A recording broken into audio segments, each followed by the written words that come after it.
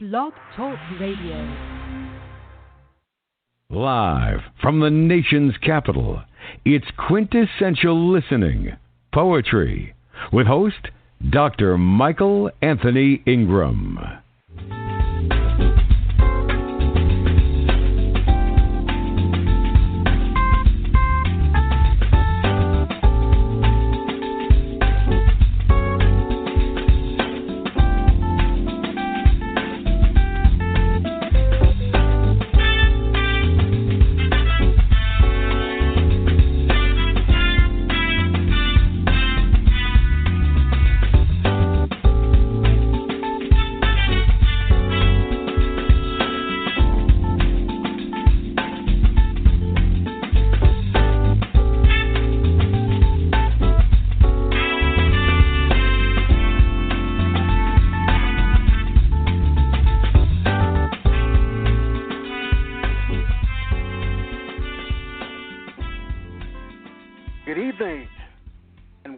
Quintessential Listening Poetry, a different kind of poetry call-in show. My name is Michael Anthony Ingram, and tonight's very special guest is Avis D. Matthews. Avis states that the constant themes that flow throughout her work have been family, music, and words. She's the second of 4 children and part of 2 pretty large, close-knit families who are several generations deep in the African-American communities of Prince George's County, Maryland. Her early exposure to and love of poetry came partly through songs. The hymns she heard in church, the popular songs played on the radio, as well as the collection of jazz, sacred, R&B, and musical theater recordings her parents had in their home. There were always books at home, including old textbooks, the World Book Encyclopedia, I remember those, some African-American biographies, and the one that stands out in her memory, the Book of American Negro Poetry. I remember that book as well, which was edited by James Weldon Johnson and first published in 1922. She had learned about some of these poets during Negro History Week in school, so the book had an aura of importance to it. She imagined it contained not only the thoughts of great black writers, but also the history that was important to our people. That book also gave her the notion that poetry was a serious, serious thing. She took a poetry class in high school and probably wrote her very first poem in college. After college, she began a career in public libraries and surrounded by books, book-loving people and writers. She was motivated to write more often, although still mostly in her head, but also on napkins, receipts, or wherever there was a scrap of paper. Even today, she writes more poetry in her head than anything else. Avis is still in the process of growing and learning as an artist, and she'd like to be able to share her work more regularly and widely. She is happy to have published a few of her poems on her blog, writesinglaugh.blogspot.com. Please visit her blog. Some of her poems have also been featured in The Song Is, a poetry blogzine published by poet and Professor Marianne Silk. 2 of her poems have been contest winners on this blog. So, ladies and gentlemen, I'd like to introduce to you Avis D. Matthews. Thank you, Michael. Good evening, Avis. Good evening. How are you tonight? I'm good. Well. How are you? I'm Great. quite well. I'm Thanks quite for excited having that me. you're more than welcome. I'm quite excited that you serve as a guest tonight. I think we're going to have a great time, and I look forward to hearing your fantastic work. Would you begin by favoring us with one of your works? Okay, sure. I'm going to read a poem. So I grew up in the suburbs of Washington, D.C. So I'll read a poem about. And so I love the city. I love Washington, D.C. And have great, wonderful memories of the city. So I'm going to read this poem that I wrote a few years ago. Washington. I was really beginning to notice Washington, the city, changing. And this particular morning, I was really focused on it. So I wrote this poem. It's called Going Not Gone. A March morning, we gather in Arlington National Cemetery, a few of us, where my uncle is laid to rest, taking in the serene sadness. We pass the marathoners on the way over and back, then drive slowly around Independence Avenue to catch another glimpse of King in stone. Cherry blossoms like debutantes and Miss America hopefuls line up sweet and proper along the tidal basin. The city is peaceful. On M Street, near the Navy Yard, two preteen boys in Saturday clothes had the sidewalk to themselves. A black and white team, they sidle unaffected, unaware of appearing grown-up, perhaps yet unaware of a slightly older Florida boy who, just 2 weeks before, had been ambling down the block too, talking to a friend on the phone and eating a bag of candy. They break into a run, arms and legs flying, because they feel like running and are free to run down the city sidewalk in their neighborhood on a bright and quiet morning when there is no school. At Pennsylvania and Minnesota Southeast, the Yes Organic Market has made itself at home. My aunt points to something directly across the street. No one has bothered to pull down the Morton's department store sign atop the old building where dark people could get a job on the sales floor, buy cheapish clothes, put them on layaway, and look so fine and polished. Chocolate City is not dead. Tell me about the Chocolate City that you remember. Oh, gosh. As a historian. One of my most fun memories of one of my most fun memories is when I was a teenager. Stevie Wonder did a concert on the grounds of the Washington Monument, Human Kindness Day. It was called Human Kindness Day, and that was in 72, 73, maybe a little later. Stevie Wonder also, and now that day kind of got, I don't really remember this, but I read about it since, and things got a little out of hand that day.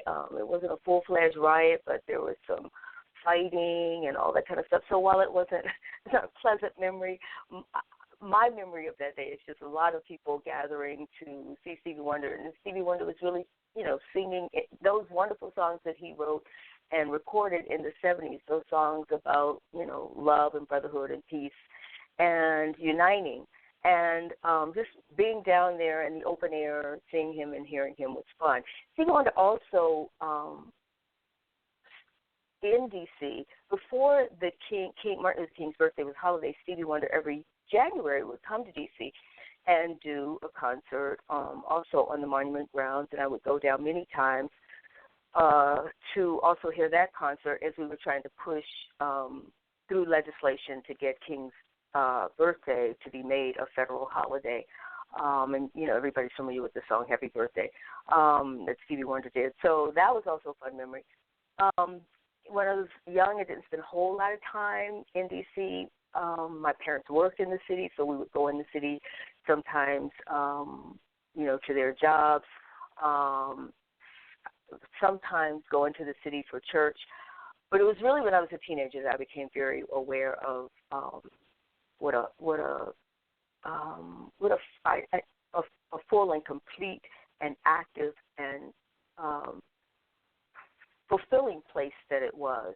When I was in elementary school, we always took field trips to the museum. So I had a connection to D.C. That it was really the most important city in the world, and I loved it. And I loved being so close to it. Really, minutes away from D.C. So it's kind of, even now, it's kind of hard for me not to. It's hard for me to think about not living that close to Washington. You've seen D.C. change in so many different ways, which I believe leads us into your next piece of poetry. Oh, yeah. Oh, you're talking about this poem I called Gentrified. Yeah, over the past few years, hearing friends who live in the city still or who still attend church in the city talk about the experiences with gentrification. and gentrification in Washington, D.C. And so, reading articles and talking to friends and seeing, comments and things on social media of people's responses and reactions to the city, and just watching it myself, watching it transform. I did write this poem a few years ago, so it's called Gentrified. Right. I pray, I implore, I beseech you, imperial conquerors, open your eyes, you namers and claimers, taking, grabbing, slamming gates, taking, erecting walls that block the sun, owning and rezoning, imperial conquerors claiming, renaming ball fields, playgrounds, mom and pop shops, obliterating memories of front stoop sermons, back alley fish fries, blue lit basements where teenagers swayed and grinded to Smokey and the Miracles. Leaving no stone unclaimed, you have rebranded the street corner. I'm just about at the end of my rope, but I can't stop trying. I can't give up hope. Beautifully written piece. Tell me Of course, about that last the verse. line, that last line is from Dawn. Yeah. Okay. Go ahead, Tell me Mike, about go ahead. the verse, obliterating memories, that starts with obliterating memories. Well, a friend of mine was telling me just about the moving back into the city and, finding only, moving back into the family house and finding only 2 or 3 of the older African-American families still living there, and the character of the community changing, the character of neighborliness changing, of folks knowing each other and helping each other out, and the despair in seeing that happen, in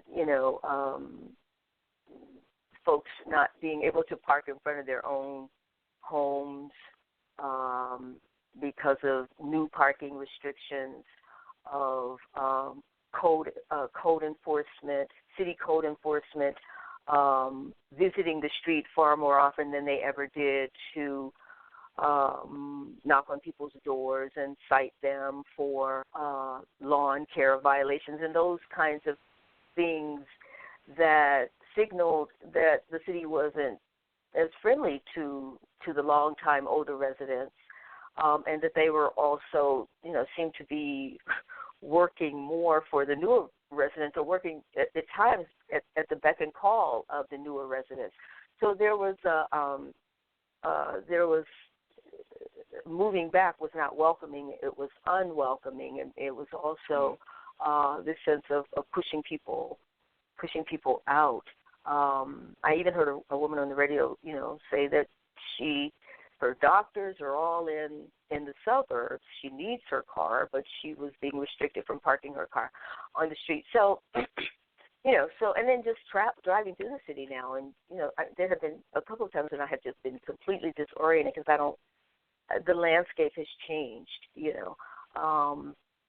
The Southwest waterfront landscape is beautiful, it's gorgeous, but there's a lack of knowledge among many of these newer residents about what the city once was. So, there's sort of a claiming of all this newness, but an ignorance of how alive the city, has been for many of us for decades. So let me ask this question. Mm-hmm. Where do you write?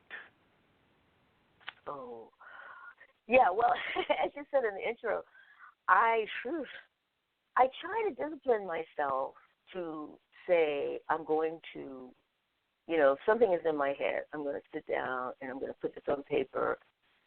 So I'll write anywhere, really, Michael. I'll write in my car.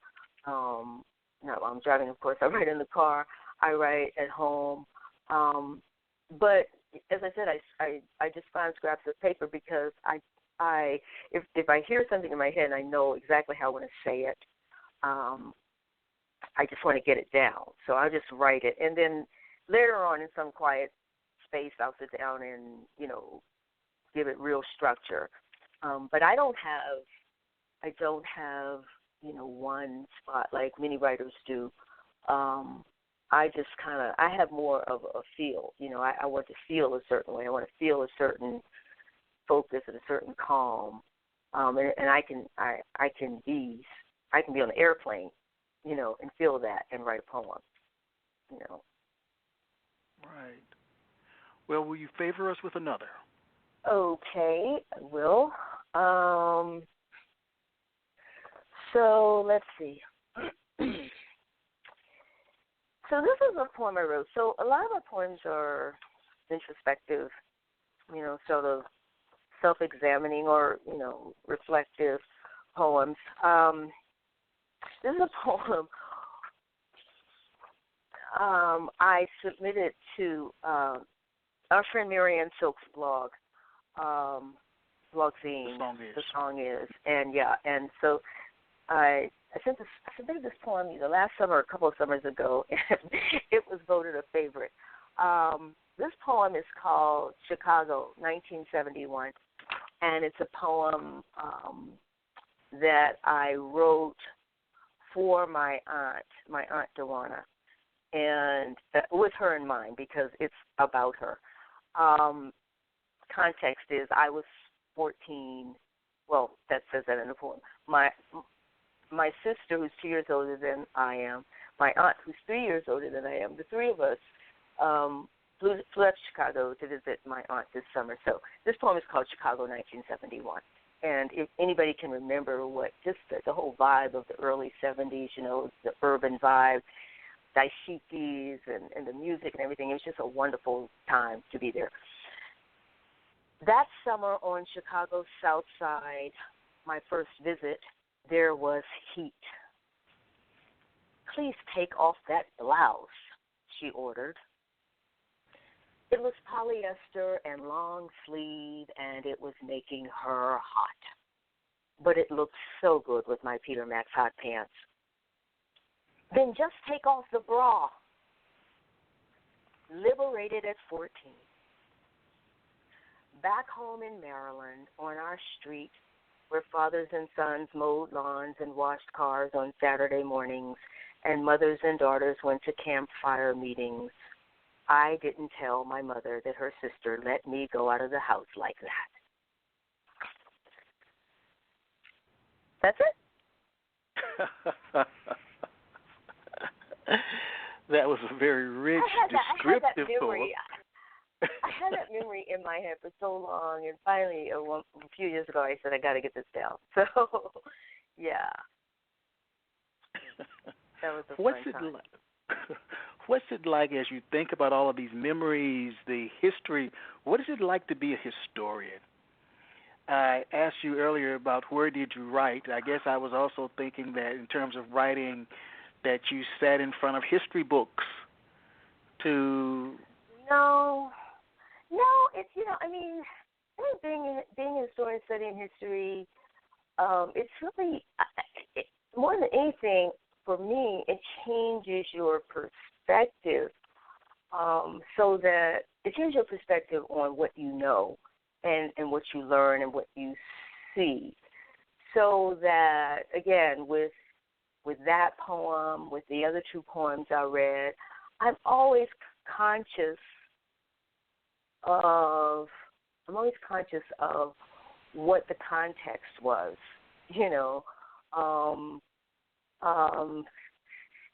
thinking about, the poem was not just in Chicago, it was 1971, and that was significant, we think about Curtis Mayfield and all the music. Yes. We think about, women, women's liberation, we think about, hot pants and big afros. And so, I write, I'm thinking of, I had this sense of place and what was going on in that time. The other two poems, riding through the city, and knowing how the city once was, knowing what was once there in that spot, seeing that sign. That we were driving that morning, and I see that Morton's department store sign still on that building with the mom's grocery store across the street.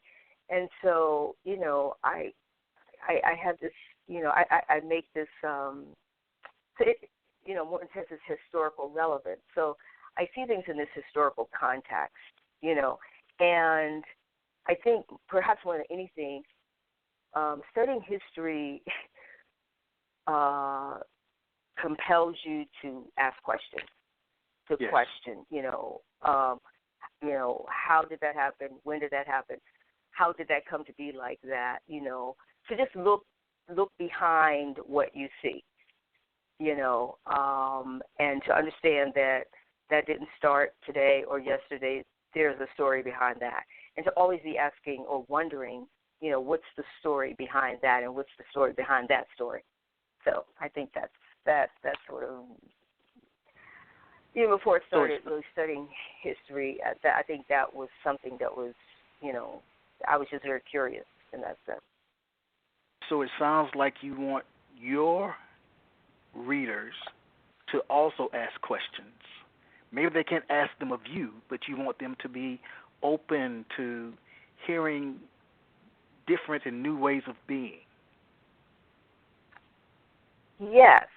I mean, I think, sure, yes. I want people to, when I was teaching, it was always, I taught high school history, trying to move beyond the literal, so what are the, what questions, when we look at this, we see what's on the page, with the image or whether it's words, but really try to teach, children to ask questions because questions are, we naturally have questions. Questions are, I think, just moving through our mind all the time, but we don't stop and focus on them. We don't grab those questions, we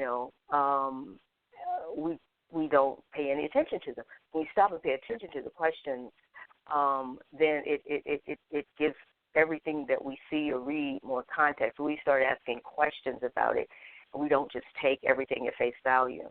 So yes, I think yes to what you said about my poetry. All right. Yeah. Well, let's take a quick break, and we'll be back with Avis D. Matthews.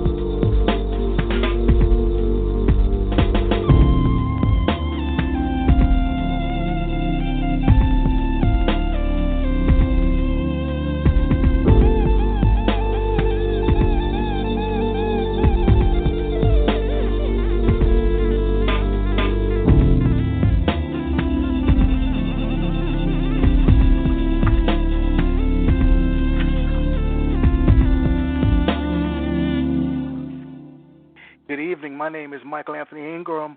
Welcome to Quintessential Listening Poetry. Our very special guest tonight is Avis D. Matthews. Avis, would you share another poem with us? Sure, Michael. I think I want to read a poem that another poem that I said that Miriam published on her blog. The song is. This poem is called Metaphorical, and I think if you study poetry, one of the things, of course, you're going to talk about is more metaphor.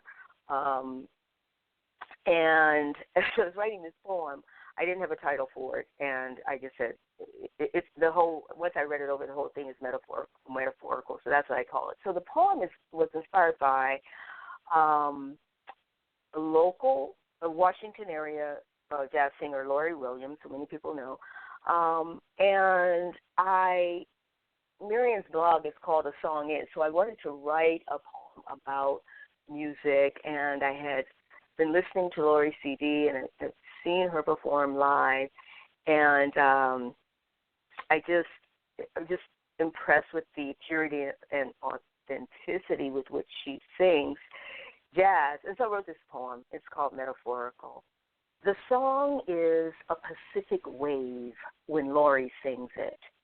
Robust, graceful, high and climbing, screaming freedom, dancing, flying, flowing, catching light, sun ray, moonbeam, shimmering, shinnying, spinning, sparkling blue, so blue, swirling, soaring, cresting to a soul eclipse, to a cool, warm glide, to a daybreak stretch, to a healing within.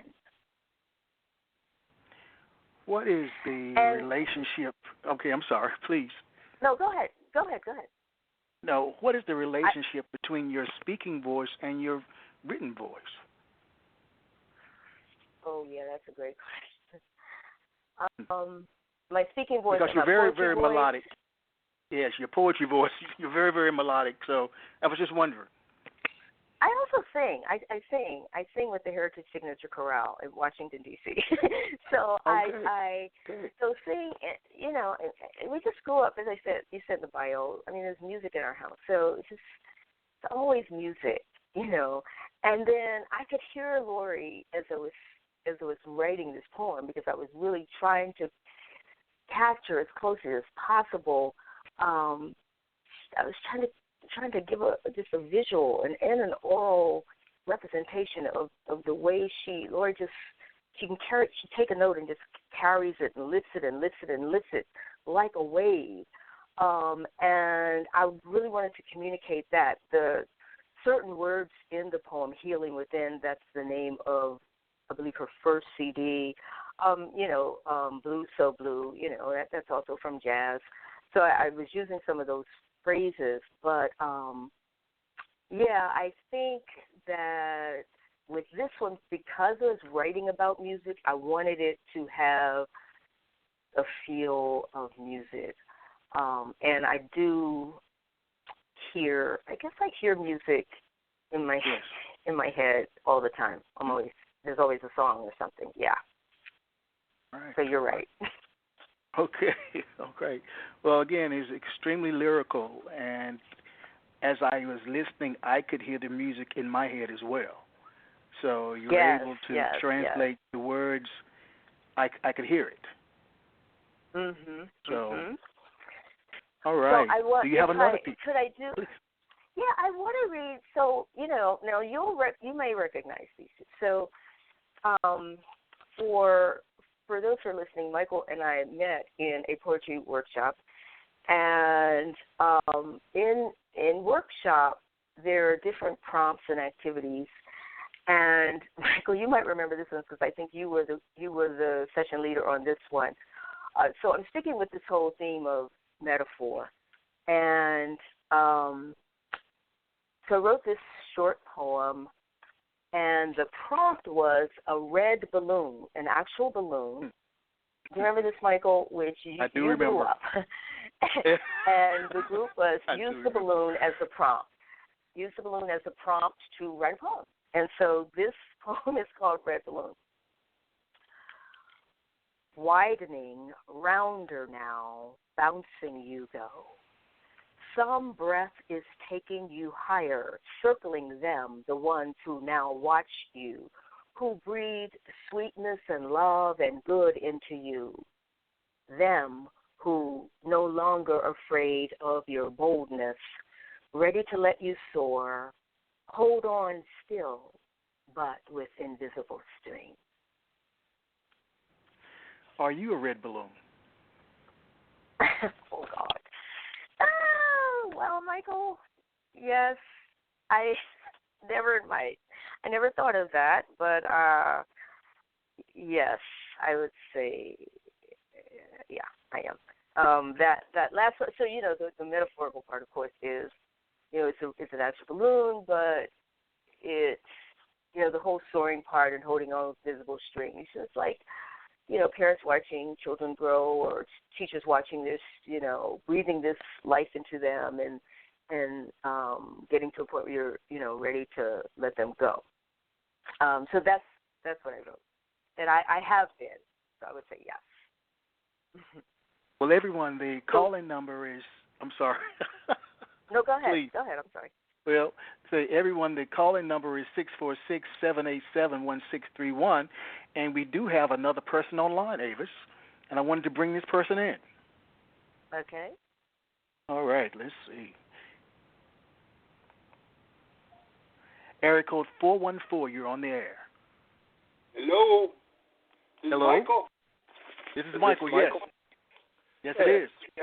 Catfish McDarris. Catfish, how are you, sir? Catfish. I'm doing good. How about yourself? All right.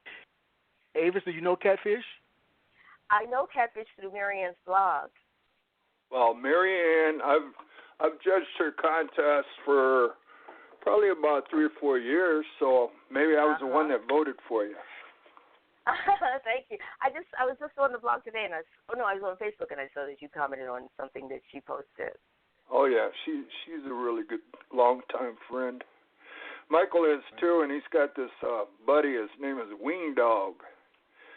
This guy's a terrific poet.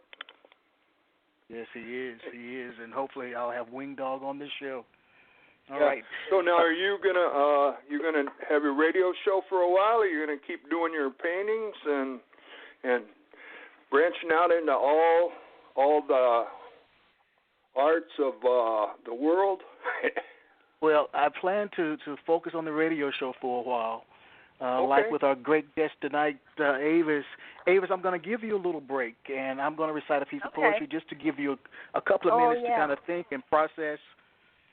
All right. Please do. All right. You're great, Avis. All right. Thank you.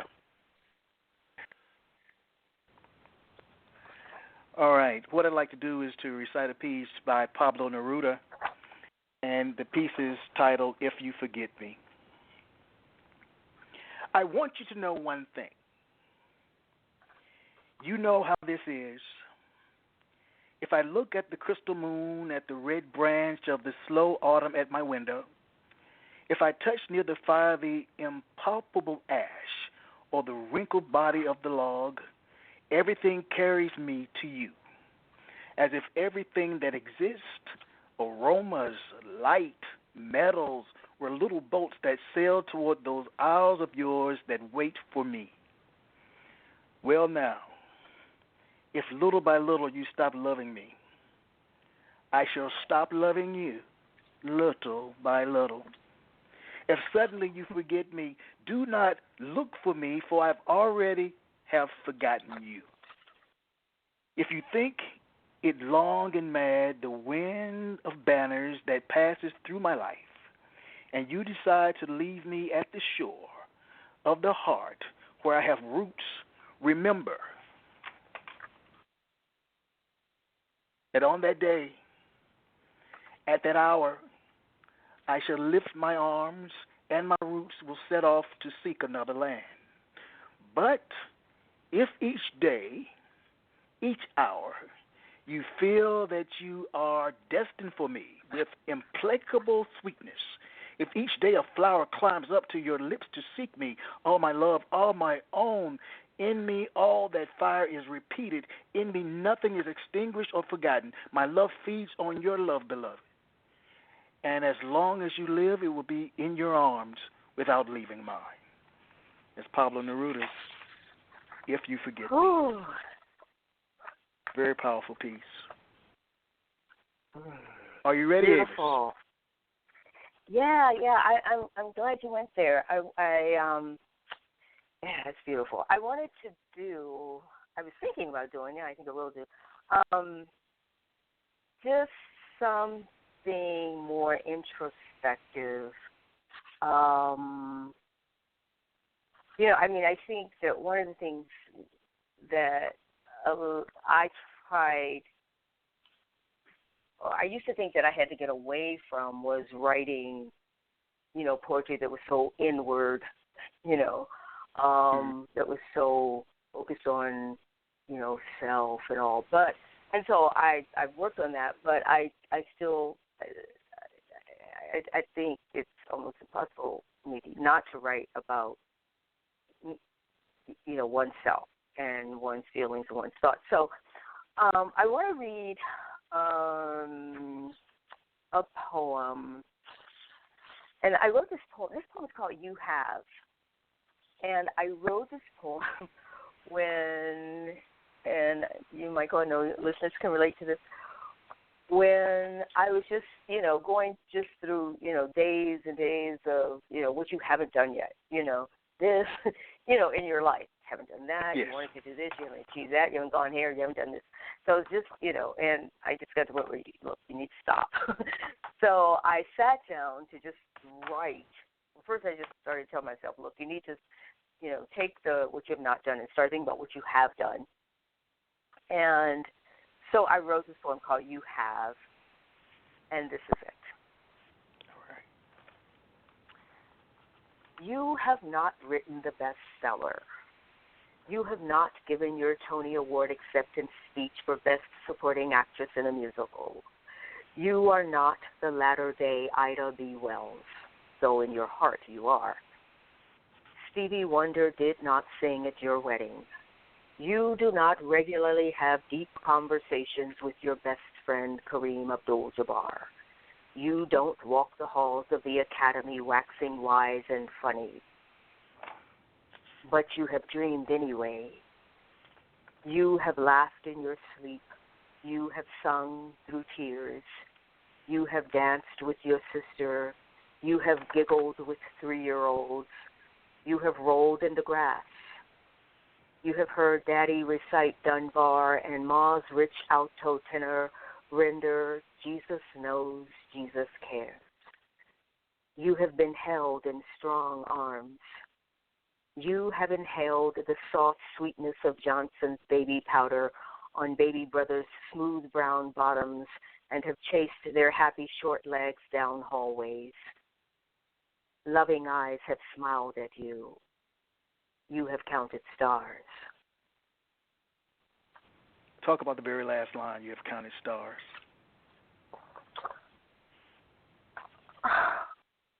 I think I just sort of came back to this moment of simplicity, of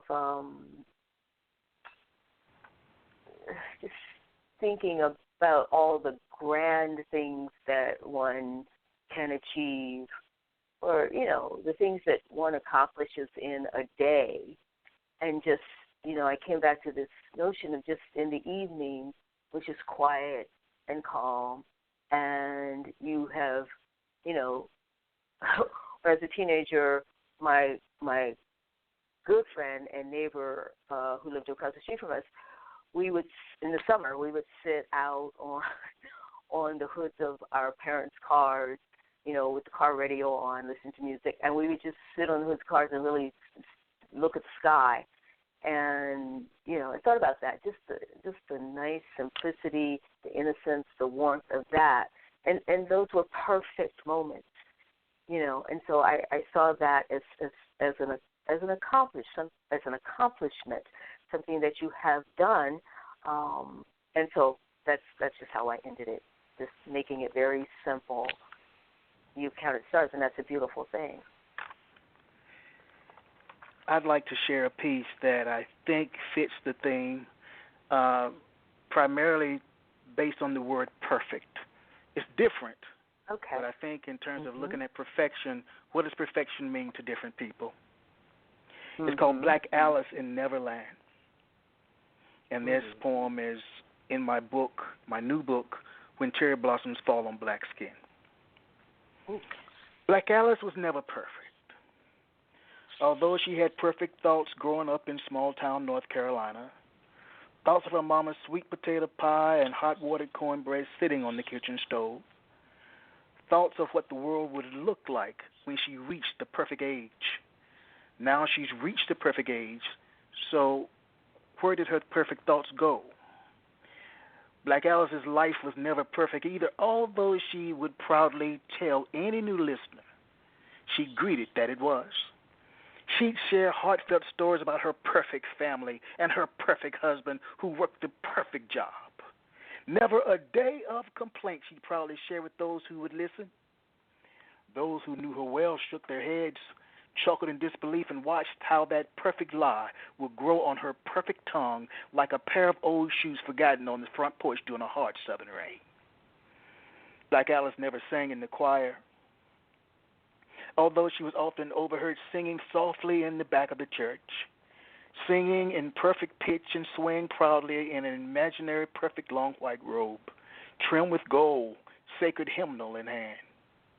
Reading musical notes she did not perfectly understand, the glory of her uplifted voice made up for this small indiscretion. Yet in her mind, thoughts of perfection of what saved her each night. Her perfect husband walked in, mad and swinging at the world, fists flying like fury, striking her face like lightning.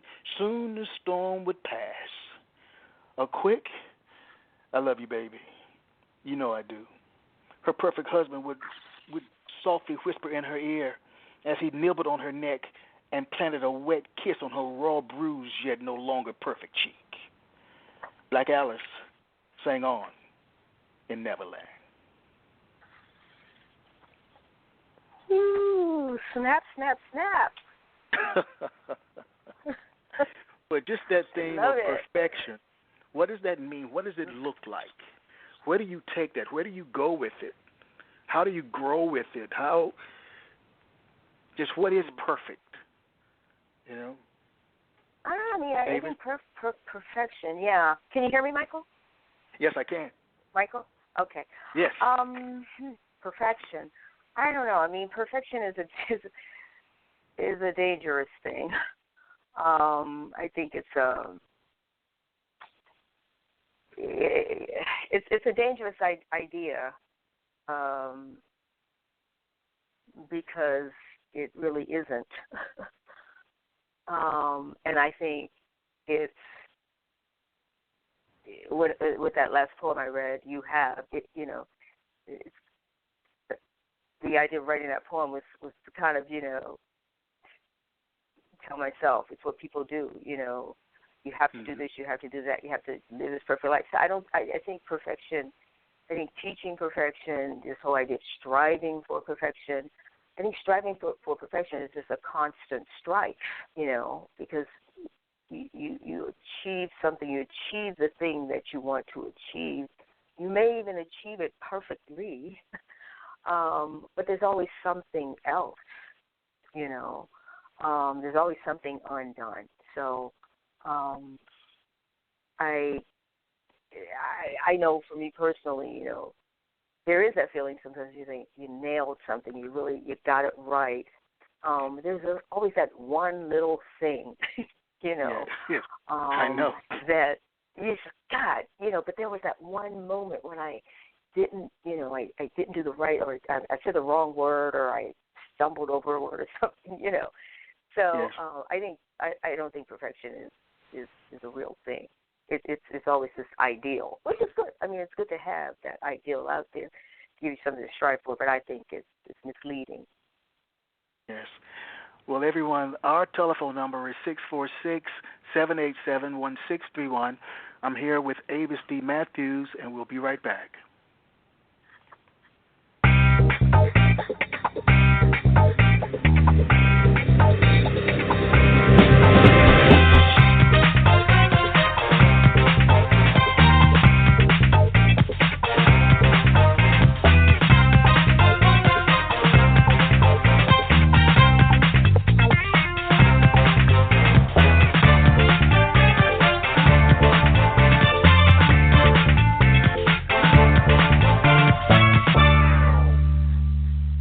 We are back.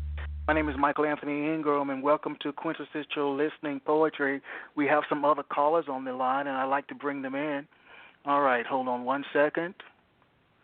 Caller 301, area code 301, and the first three letters are 710. Are you on the line? I sure am. Hi, Michael. Hi, Avis. Hello. Hi, Catfish. Hi.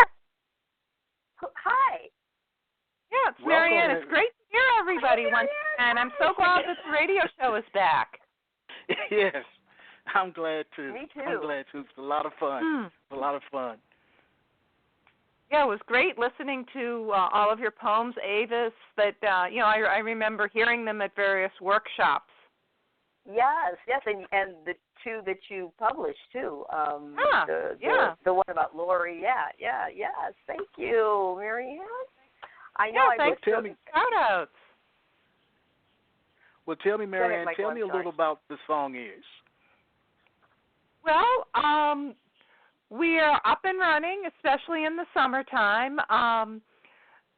I am probably going to put the contests on hiatus. We just finished up one set of, contests that lasted for a whole year. But this summer, I'm especially looking for poems inspired by musicians born in the 1950s. Like, I guess Stevie Wonder would be somebody. And of course, musicians who were active in the 1950s, like of course Miles Davis and John Coltrane and Thelonious Monk and so on and so forth. So it's a pretty capacious theme, or a pair of themes. Do you have a question for Avis about her work? How do you bring your teaching into your writing? Ooh, bring my teaching into my writing. Marianne, that's a good one.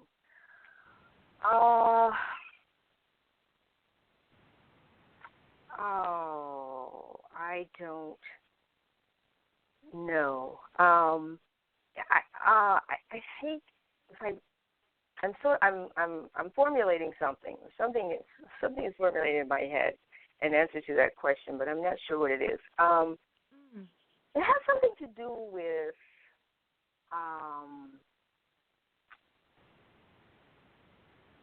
it's kind of going back to what Michael and I were talking about before. It has something to do with asking questions, I think.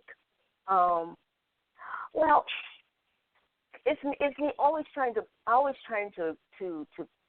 push or trying to get an idea across, trying to get an idea or a concept across. And so in my teaching, I was pretty dramatic physically. I mean, I was expressive, not dramatic, but expressive.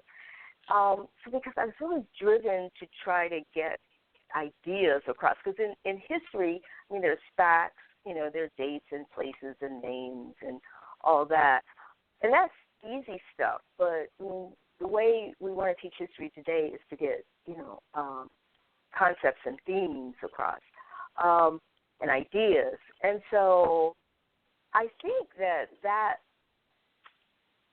something that I also feel myself doing in my poetry. I'm very visual.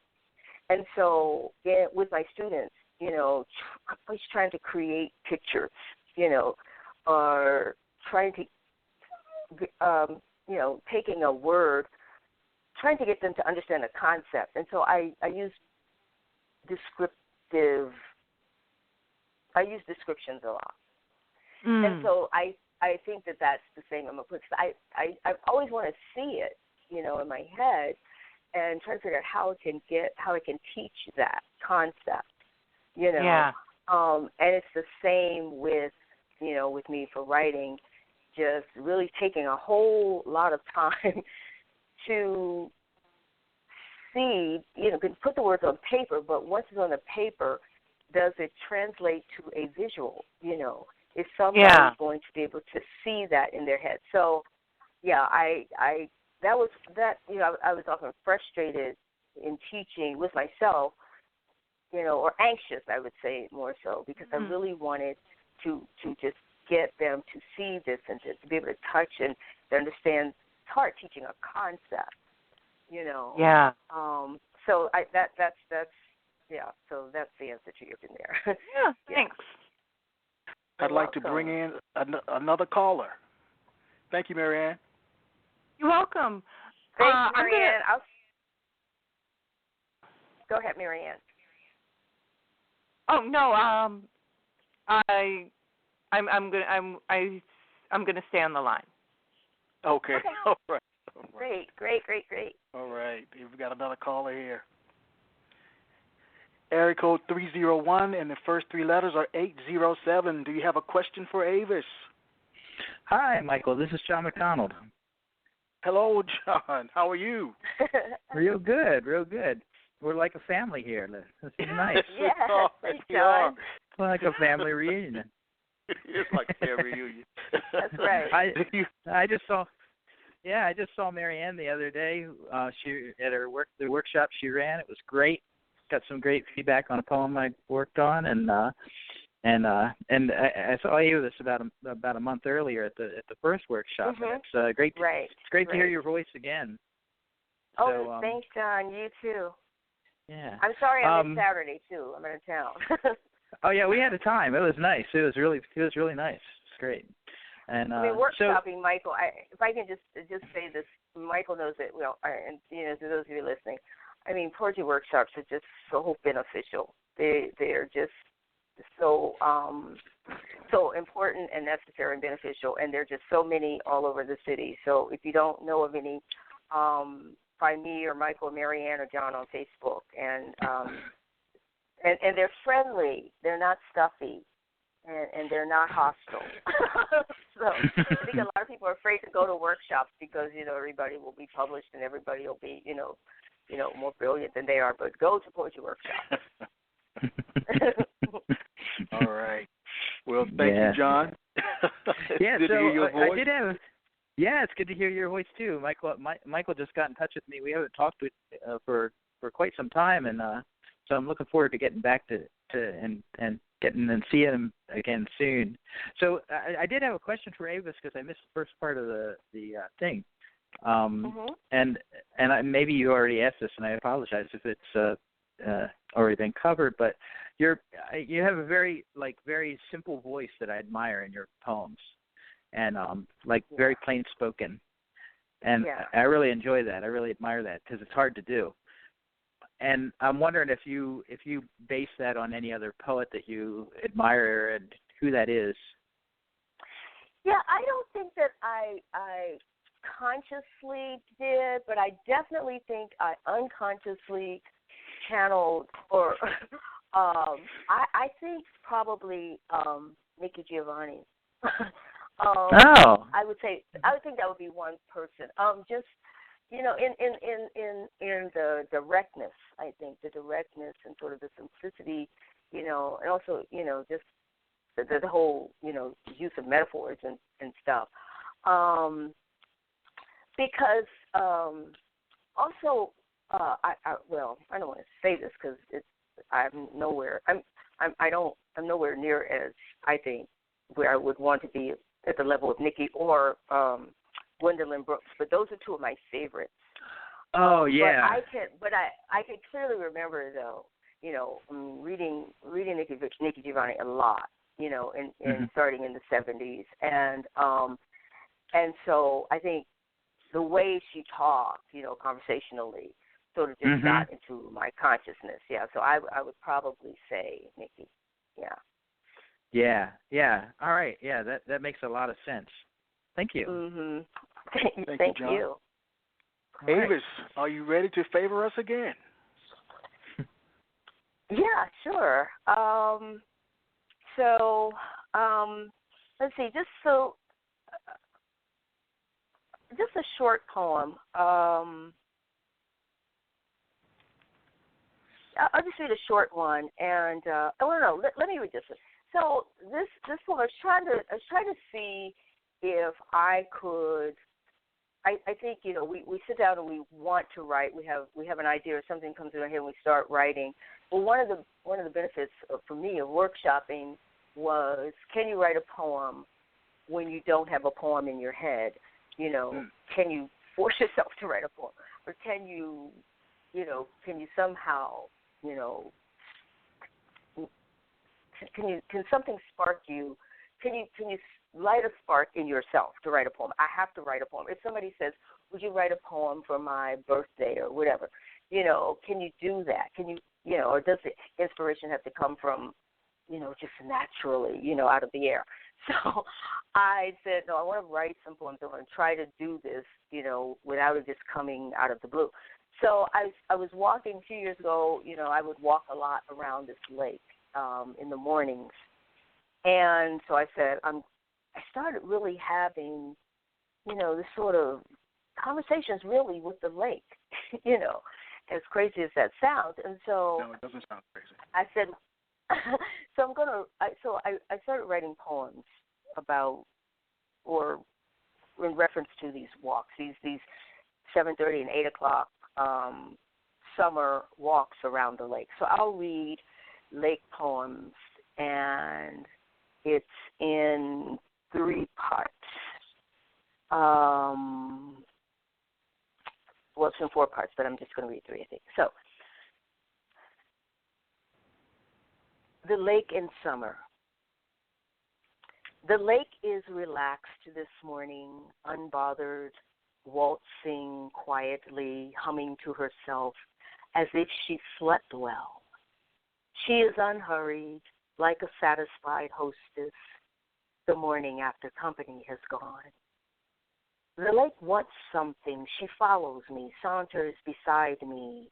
She wants me to try her, come cool my heels and toes, let her drape her smoothness across my back and slip her sparkling softness around my shoulders like a soft, lovely satin. But will that satisfy her? Stretched out, lazy, lulling, she braces for the heat that has already leaned up against her and threatens to lay itself across her lap. The breeze we've been waiting for finally comes, sweeping ripples across her liquid skin and fanning mine with relief. We take a moment, then go our separate ways. It was beautiful. Thank you. What did you learn about yourself from writing this particular piece? Oh, that's a great question. I learned that I did have the discipline to just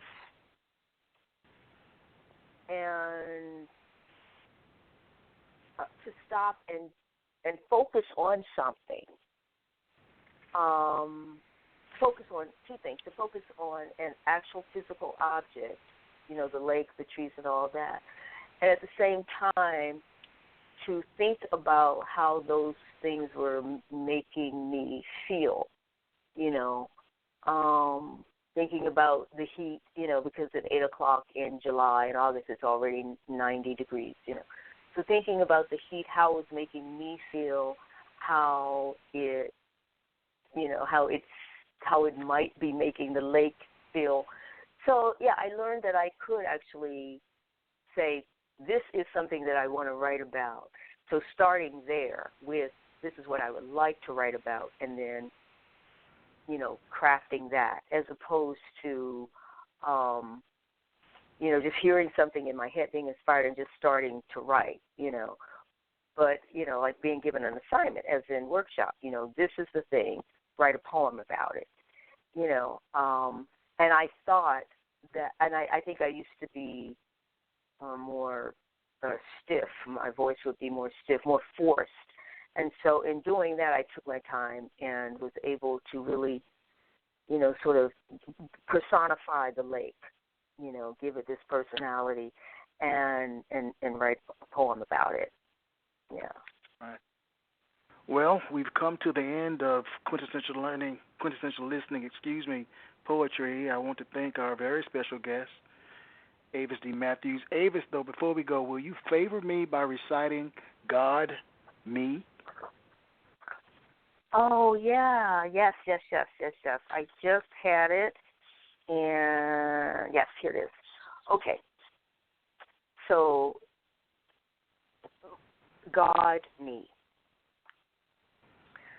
Sometimes life won't let you sink, even after you've stopped fighting the tears, have stepped into the hole, laid down and curled up. God says no, and send someone to pull you out. I don't have answers now, and I want answers, but I have God. God me too. God is the song that is in my head, now out of my mouth, riding the air, soon to settle on someone's heart, right where it's been pierced. What is next for you as an artist, Avis? Usually when people hear an artist like yourself, they want to know where can they buy your work? Do you have a book in the making? What's next for you? No, I want to become a better poet, so I'm going to be going. I'm going to be going to more workshops more regularly. Is what I want to say. So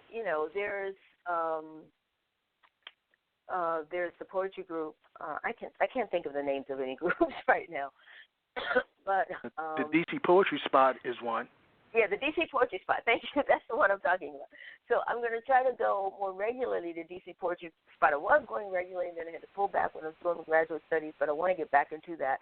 Being around other poets really is inspiring. It's not intimidating at all as I thought it would be. It's very inspiring.